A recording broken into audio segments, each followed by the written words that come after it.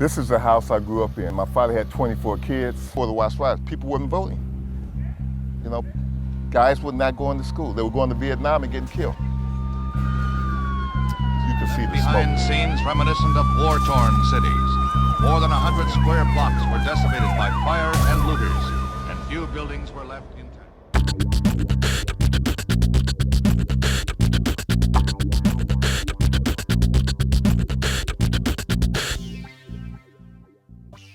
Kid, this used to be the train tracks here. Where your blue line is today, that was the red car, okay? That was the depot. And so people would get off the train and walk to Watts, walk in here and do all their shopping.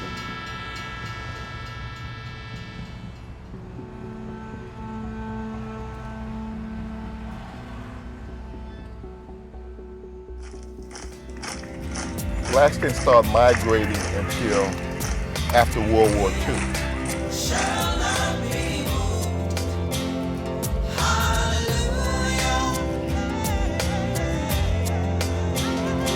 This is the house I grew up in. I was born basically here, and my father had 24 kids, and I was the 13th child. But only 6 of us, and my mother and father, so a total of 8 lived here.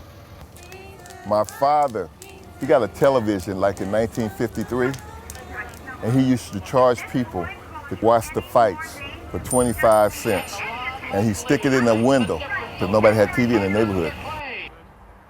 If your ball went across here, you just have to wait till it got dark. Then you go get your ball. Because we were scared to death to go on the other side of those tracks. What was on the other side of those White tracks? people. Linwood, right there. We couldn't go to Linwood. My mother was valedictorian of her class, and she came out here to go to UCLA in 1946, but she couldn't get in. She met my dad, and she never went to college. So her goal was to have all her kids go to college. So of the 12 kids that my mother and father had together, 10 of us graduated from college. One, I think she has a PhD, a couple of them have masters, and some of my sister's kids, they have masters. The first time I ever had a bed by myself was when I went to college.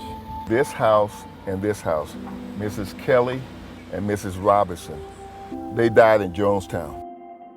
Some people see a great deal of God in my body. They see Christ in me, a hope of glory.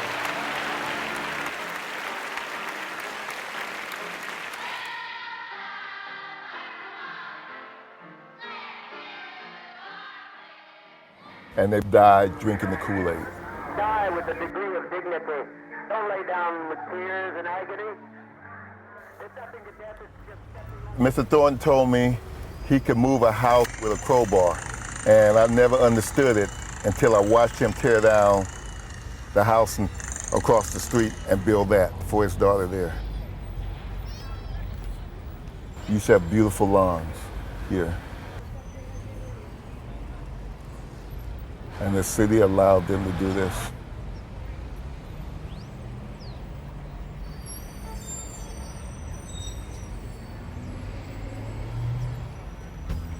This is where I met my first politician, Robert Kennedy. And he was the Attorney General at that time.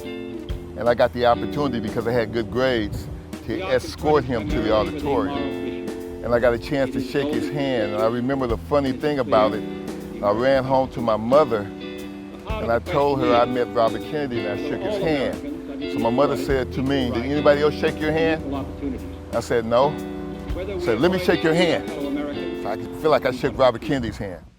If an American, because his skin is dark, cannot eat lunch in a restaurant open to the public, if he cannot send his children to the best public school available, if he cannot vote for the public officials who represent him, if in short he cannot enjoy the full and free life which all of us want, then who among us would be content to have the color of his skin changed and stand in his place? Who among us would then be content with the counsels of patience and delay. 100 years of delay have passed since President Lincoln freed the slaves, yet their heirs, their grandsons, are not fully free. They are not yet freed from the bonds of injustice. They are not yet freed from social and economic oppression.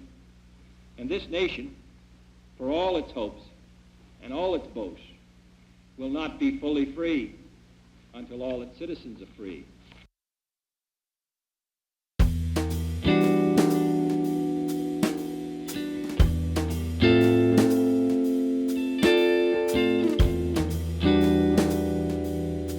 Either go to jail, go to Vietnam. That's what the plight of most black men in a particular neighborhood was. People were already frustrated in the community. And it just was the match that set it on fire. No jobs for adults, no jobs for kids, race riots, police brutality in Watts. It was the major spark, and people just got tired of it. I mean, you had We Shall Overcome in Mississippi in the South, but that wasn't happening here on the West Coast, okay? So it was like, hey, it happened in Chicago, it happened in Detroit, it happened in Newark. The spark happened because people were depressed, no hope, and you had to watch Rise of 65. That one little spark that just blew up, and it burned down our community. From my house, you could see the smoke.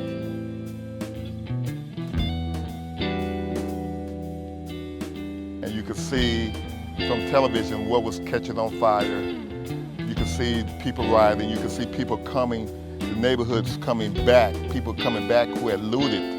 Okay, some people had cuts on their arm because they got, I remember one guy got really cut up bad trying to steal some shoes. Nearly 3,000 were arrested, and authorities had to open abandoned jails to house those netted by the police. It took the appearance of 14,000 troops to bring an end to what both Negro and white leaders called insurrection by hoodlums. Civil rights leaders were quick to deplore the unbridled lawlessness, and Martin Luther King vowed to do all in his power to prevent a recurrence in Los Angeles or anywhere.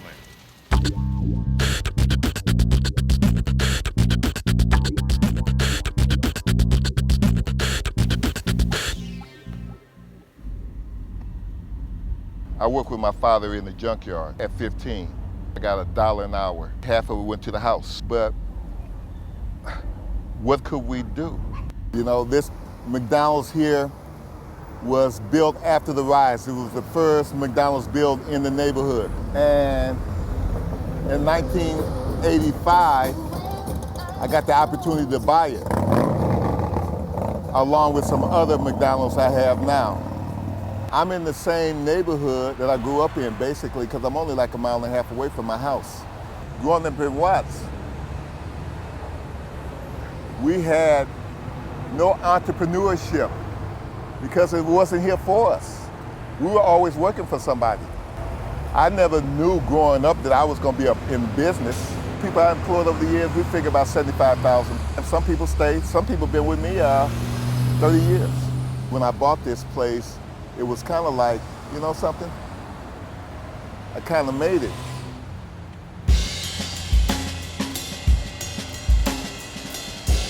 They're sophomores in college, they're running their own business now, and they're doing a great job.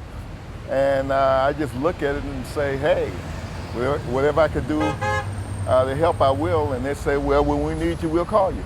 But there are people still here in the neighborhood, and I just come through all the time and see them. Our church is still here in the neighborhood, and that's a 50, 55-year-old church. And Watts today, 2015, you look around, and it's still evolving, but it's a long ways to go. A long ways to go.